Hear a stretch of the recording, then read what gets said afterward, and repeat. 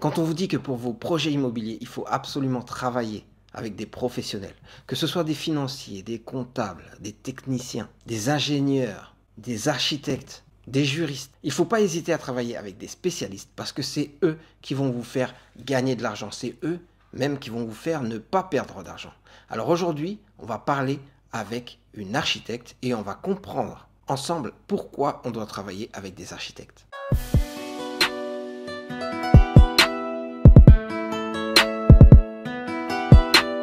Bonjour à tous et à toutes, chers investisseurs immobiliers au Congo.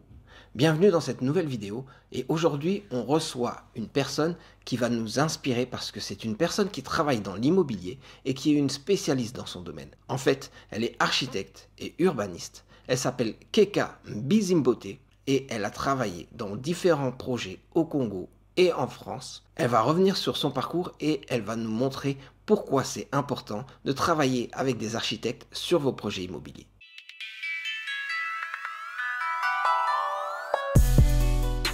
Bonjour, moi c'est Yali Viviana Bizimbote Keka, je suis architecte, infographiste, chercheuse en sciences mélanodermes de l'habitat. J'ai fait l'école spéciale d'architecture de la ville de Paris, dans le 14e, Raspail. Avant de faire cette école-là, j'ai d'abord fait une école d'art, donc j'ai fait l'école supérieure d'art de Rueil-Malmaison. Ensuite, après, je suis passée par le cursus architectural. Puis j'ai aussi travaillé en collaboration avec des grands comptes ici aussi en France, tels que Orange, l'Institut français du pétrole ou l'Union technique du bâtiment pour lesquels on a eu des super beaux projets. J'ai pu aussi toucher au projet de rénovation de l'aéroport de Paris, que ce soit sur Charles de Gaulle ou Orly. Donc voilà, je fais un peu le tour, mais ce que je préfère aujourd'hui, c'est vraiment mon métier d'architecte au sein du Congo, donc vraiment la recherche de la science de l'habitat mélanoderne. Donc qu'est-ce que c'est? C'est un terme aujourd'hui qu'on n'a pas souvent aussi l'habitude d'entendre. C'est adapter l'habitat à notre utilisation quotidienne, nous en tant que personnes mélanodermes, et l'adapter aussi à nos identités à travers les matériaux, à travers les conceptions, les aménagements, l'agencement et la circulation même au sein de l'habitat.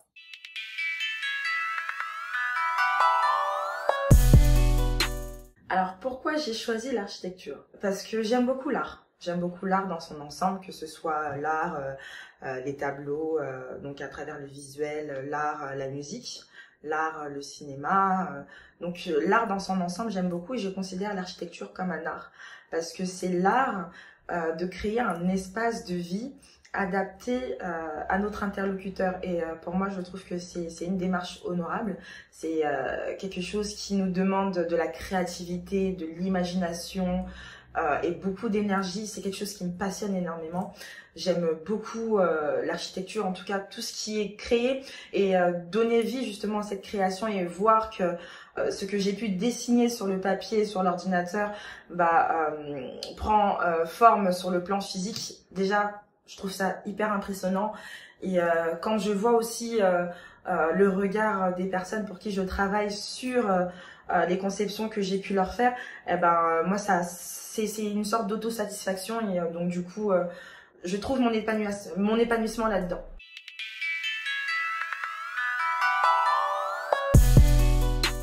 Sur quel type de projet je préfère travailler? Donc en tant qu'architecte TCE, donc tout corps d'État, je travaille un peu sur tout. Donc ça peut aller du bâtiment, donc IGH, bâtiment grande hauteur, au space planning, au retail. Mais ce que je préfère vraiment, c'est tout ce qui va être les grosses infrastructures, comme les infrastructures scolaires, les infrastructures hospitalières, les infrastructures administratives. Ça, c'est vraiment mon dada. Parce que je trouve que quand je fais ça, c'est comme si je rends des services à tout le monde, parce que c'est un endroit où plusieurs personnes vont passer. C'est un lieu de passage déjà pour tout le monde. C'est un lieu de réunion. C'est un lieu où tout le monde peut voir en fait le travail que à ce moment-là j'ai fait. Donc pour le moment, essentiellement, j'ai beaucoup travaillé ici en France. Donc comme je le disais précédemment, pour des grands comptes. Le dernier projet en date que j'ai quitté avant de me concentrer sur le Congo, c'était les logements du Parlement européen, sur lequel j'avais été bookée, dans lequel mon bureau d'études avait été booké. à ce moment-là. Donc j'ai terminé sur ça. Puis sur le Congo, précédemment, j'ai eu à collaborer sur la conception et la construction d'un écoquartier qui s'appelle Wakanda Kisantu. Puis aujourd'hui, je reprends les rênes. Donc je fais essentiellement de l'habitat, donc de la maison individuelle, mais bien entendu, je suis ouverte à toute autre collaboration, proposition, et même de manière individuelle. Hein, donc je fais des projets, surtout des écoles. Et en ce moment, mon cœur du travail consiste à répondre à l'appel d'offres de notre cher président, Monsieur Félix Tshisekedi, donc le projet des 145 territoires, où j'ai choisi deux voies spécifiques. Donc comme je disais, donc c'est les établissements scolaires et les établissements hospitaliers. Donc j'espère pouvoir vous présenter ça d'ici peu.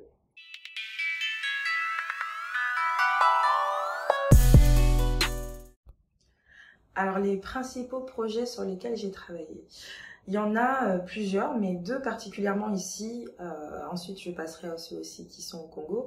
Alors ici c'est plutôt des projets de grande envergure, donc ça concerne l'aéroport de Paris, parce qu'on a eu justement à travailler sur le couloir Continuum sur l'aéroport d'Orly. Donc ça j'ai trouvé que c'était super.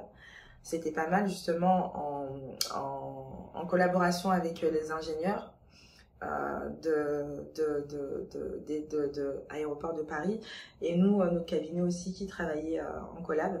Ça a été un des projets les plus j'ai envie de dire les plus mémorables que j'ai pu faire, parce que c'est un des projets les plus grands. Ensuite il y a eu aussi les logements pour le Parlement européen. Ça c'est un peu je me jette un peu des fleurs parce que ce projet-là était pas mal, et c'est quand même pour le Parlement européen. Et ensuite au Congo, là c'est plus, comme je disais précédemment, donc des maisons individuelles. Donc j'ai eu une cliente à Mimosa, donc qui m'a demandé de relever un super défi. Un super défi, c'est qu'elle avait un terrain qui faisait 50 mètres carrés d'emprise au sol, même un peu moins. Donc le chiffre le plus exact c'était 47, quelque chose. Et du coup, là-dessus, il fallait lui construire une maison qui comportait 3 chambres, 2 pour ses enfants, une suite parentale pour elle, un rooftop sur son toit, et un espace pour garer sa voiture. Donc là, ça a été un challenge, un vrai challenge. Je me suis vraiment amusée sur ce projet-là. Je lui ai fait un projet qui est pas mal joli. Vous aurez l'occasion de voir les images.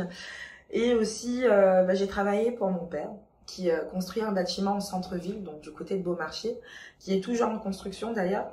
Pareil, bon, c'était un peu plus compliqué de travailler avec mon père parce que ses goûts et les miens sont pas en adéquation. Donc lui, il est un peu de l'ancienne école, donc j'ai dû vraiment prendre le temps d'écouter pour pouvoir satisfaire sa demande et donner un design qui lui plaise, même si au final c'est pas vraiment ce que moi j'aurais fait de ma propre initiative, mais ça donne quelque chose de pas mal. Donc je suis assez contente de ça.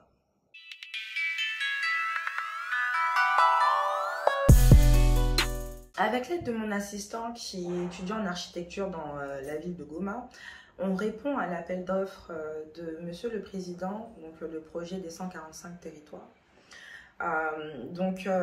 J'ai choisi de faire 4 bâtiments, donc c'est-à-dire 2 écoles et 2 infrastructures hospitalières qui sont en cours de conception actuellement. Donc j'espère pouvoir les livrer assez tôt aussi. Et je suis en train de me tâter pour voir si éventuellement je peux faire une nouvelle conception donc de maison individuelle, mais qui soit dans un style Congo moderne très chic, un peu opulent, parce que j'ai envie aussi de répondre à cette demande, parce que c'est vrai que ce que j'ai fait jusqu'à présent, même si c'est très identitaire, ça restait quand même assez simple. Donc j'ai envie de faire quelque chose qui sorte encore un peu plus de l'ordinaire, mais qui reste quand même ordinaire. Donc c'est une conception qui va réinventer donc l'habitat, mais le luxe à la congolaise.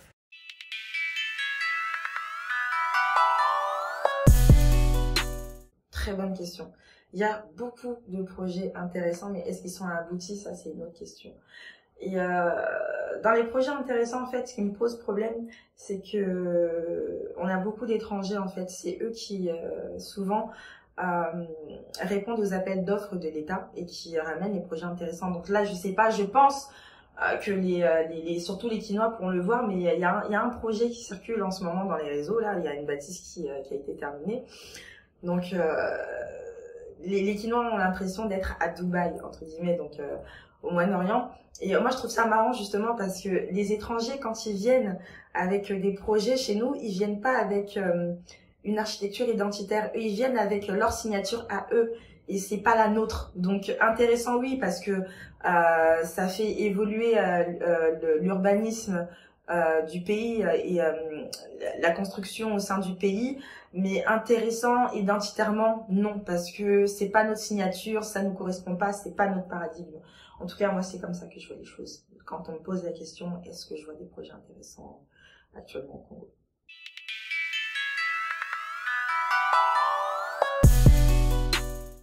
Alors, côté urbanisme, les défis qui sont à relever en RDC, c'est déjà, premièrement, d'avoir des règles d'urbanisme. Parce qu'il n'y en a pas du tout aujourd'hui au sein du pays. On fait un peu ce qu'on veut, quoi. Donc, on achète un lopin de terre et dessus, on construit comme on veut, la hauteur qu'on veut, de la couleur qu'on veut.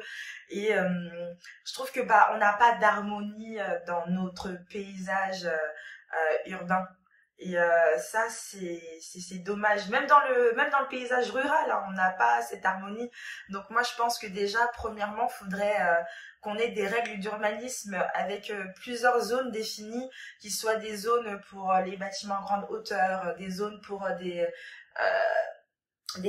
conçues pour des espaces pavillonnaires, des zones qui soient conçues pour des petits bâtiments de 4 à 6 étages par exemple, des zones qui soient aussi conçues pour qu'il n'y ait que des maisons, des bâtiments de plein pied, parce que le paysage n'a pas besoin d'être gâché parfois par notre main. Donc justement, l'architecture, c'est aussi ça. La science, c'est aussi ça, c'est savoir respecter l'environnement, le paysage qui nous entoure et construire en fonction de ce qui nous est donné et de la place qu'on a.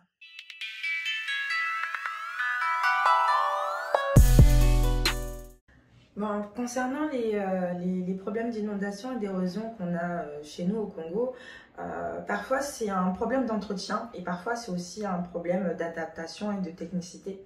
Donc d'entretien, quoi, c'est qu'aujourd'hui on ne sait plus faire face à la crue et à la décrue du fleuve.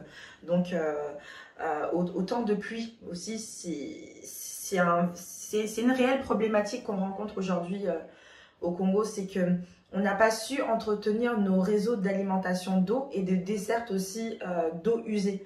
C'est que tout est mélangé, les canalisations ne sont plus adaptées aussi à l'évolution démographique des provinces, des villes, parce qu'il y a aussi eu une grande expansion justement de la démographie, notamment à Kinshasa, avec les différents flux migratoires. À laquelle on n'a pas su faire face, à laquelle on n'a pas su faire face. Les problèmes d'érosion, c'est aussi un problème d'étude. C'est qu'on ne fait pas attention à l'endroit où on s'investit. C'est-à-dire qu'on ne fait pas les études qu'on devrait faire en amont avant de penser à construire. Donc du coup, ça, c'est les conséquences un peu des négligences qu'on peut rencontrer aussi dans notre administration au Congo. Mais j'ai envie de dire, les problèmes d'érosion, les problèmes d'inondation, c'est des problèmes qu'on rencontre partout, que ce soit en Occident ou chez nous, sur tout le territoire d'Afrique. Mais contrairement à nous sur le continent là-bas, ici, on sait plus s'y faire face, on s'y prépare plus, on est plus dans l'entretien et on développe aussi des techniques pour éviter ce genre de catastrophe. Et c'est ce qui nous fait défaut.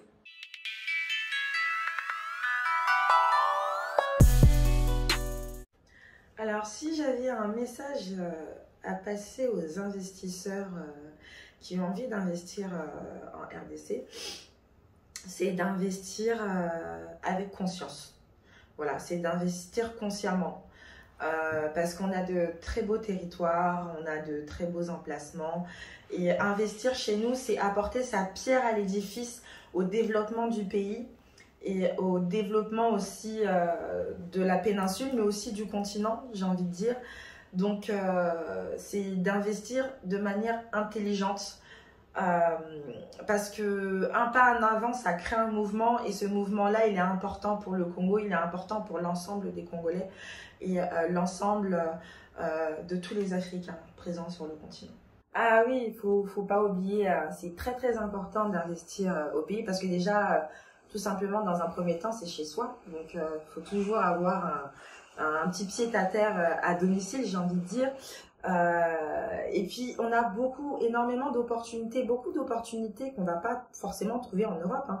Des opportunités qui n'existent que chez nous, des opportunités qui sont aussi grandissantes chez nous, parce que le pays est en plein essor, est en pleine croissance. Donc c'est le moment de saisir sa chance, en fait. C'est maintenant qu'il faut saisir sa chance, parce que tout le monde n'a pas encore conscience du potentiel que le Congo a. Donc on a tendance à voir le Congo comme le pays dans lequel on part en vacances, où on peut chiller, mais non, c'est un pays dans lequel on peut réellement vivre sa meilleure vie. Donc moi, je conseille à tous ceux qui ont envie de rentrer, même tous ceux qui ne veulent pas rentrer, d'investir au Congo, parce que c'est vraiment l'avenir. Aujourd'hui, on a pas mal de personnes présentes sur place qui peuvent vous orienter sur le choix de vos terrains, sur même l'emplacement du terrain, que ce soit en ville ou un peu excentré de la ville. Et aussi, vous m'avez moi en tant qu'architecte, hein, qui est là pour développer vos projets, concevoir vos projets, avancer avec vous dans vos projets, que ce soit des projets de grande envergure ou de plus petite taille, que ce soit une maison individuelle, que ce soit un projet hôtelier, que ce soit un projet, je sais pas, un orphelinat, tout comme une petite école d'informatique. Tout ça, ça compte. Il faut investir au pays, parce que plus on va investir et plus en fait on va se rendre fort nous-mêmes. Donc, faut pas hésiter. Prenez contact. On est là pour ça. On est ensemble.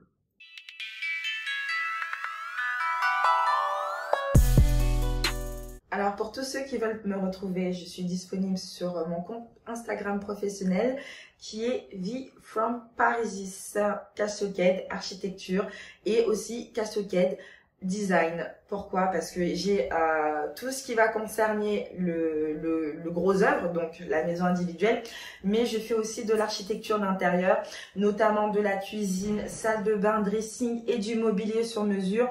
Aussi, j'ai pas mal de contacts sur place qui nous permettent de collaborer ensemble, donc de créer certaines synergies pour vous faire le meilleur des projets, que ce soit en termes de mobilier, que ce soit en termes de construction. Donc, il faut vraiment pas hésiter à venir chez Cascade, hein. Donc, je le rappelle, moi, c'est Keka Bizimbote, votre architecte, Cosmo Architecte, parce que je manie les énergies pour vous créer un ensemble architectural pour votre bien physique et spirituel.